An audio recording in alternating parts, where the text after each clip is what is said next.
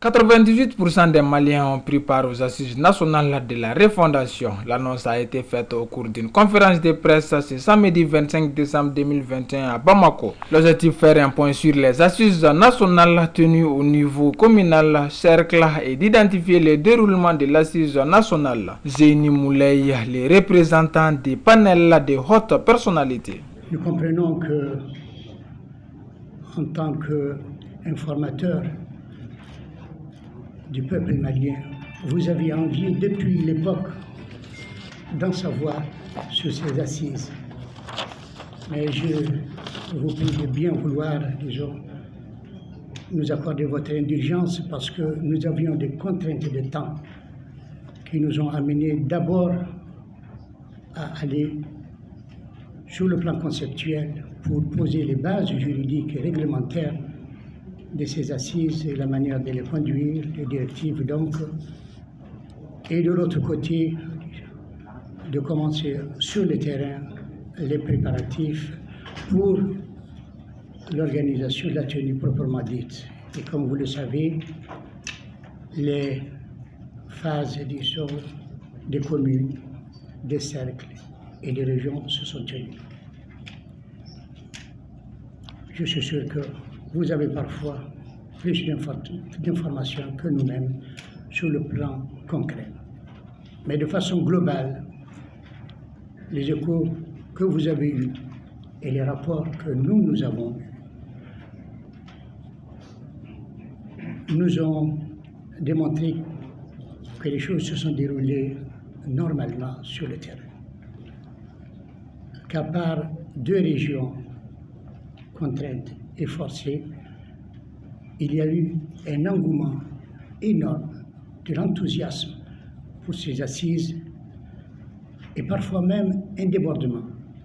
Parce que, puisque tout le monde ne peut pas assister à ce genre de forat, l'atelier qui a établi les termes de référence a défini le nombre de participants aux communes, au cercle, au niveau des régions, au niveau national.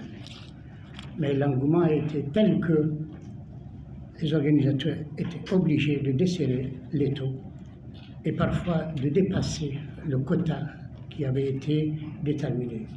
Tant mieux parce que nous allons là, disons, à un débat d'idées. Et ce sont les idées qui font avancer le monde. Il est possible que parmi ceux qui sont venus à la suite de ceux qui ont été déterminés, apportent des idées encore plus lumineuses qu'on ne s'y attendait. Nous allons entamer à partir de lundi prochain la phase finale qui est la phase nationale. Il y aura des acteurs, des représentants, des acteurs des communes, des cercles, des régions et d'autres acteurs au niveau national qui viendront s'adjoindre à eux. Il est prévu la mise en place d'un comité de suivi et d'évaluation. Nous, en tant que panel, nous avons déjà élaboré les thèmes de référence de ce comité. Nous poserons, disons, les bases, les orientations stratégiques, disons, pour ce comité-là, pour les 25 années à venir, c'est-à-dire l'espace d'une génération. Assimi Koumaré, président de la commission d'organisation des assises nationales de la refondation. Nous avons avec nous les documents nécessaires qui indiquent les gens qui ont participé et en même temps les points focaux, les modérateurs et les présidents de séance. Nous avons ces éléments avec nous qui nous permettent de mesurer un peu ce qui s'est passé et comment ça s'est passé. Et comme vous le savez, pour organiser ces assises, j'ai dit tout à l'heure, on a fait dans plus de 700 et quelques lieux. Nous n'avons pas pu nous déplacer pour aller là-bas. Ce qu'on a fait, on a formé des gens en ligne, formation des formateurs en ligne. Et cela 2 jours avant que les assises ne se tiennent. Et ce sont ces gens qui ont pris le relais pour aller dans les communes, dans les trucs. Et chacun s'est investi d'une façon incroyable. Cet élément est un élément aussi, un facteur d'évaluation. 3e facteur d'évaluation, c'est la qualité des débats. ce qui en est sorti, les tendances pour le moment, peut-être que le monsieur Zeni va vous le dire, mais nous, pour le moment, on n'en fait pas cas pour le moment parce qu'on n'avait pas fini de tout analyser et on souhaiterait qu'on attende un peu plus pour avoir des éléments de valeur.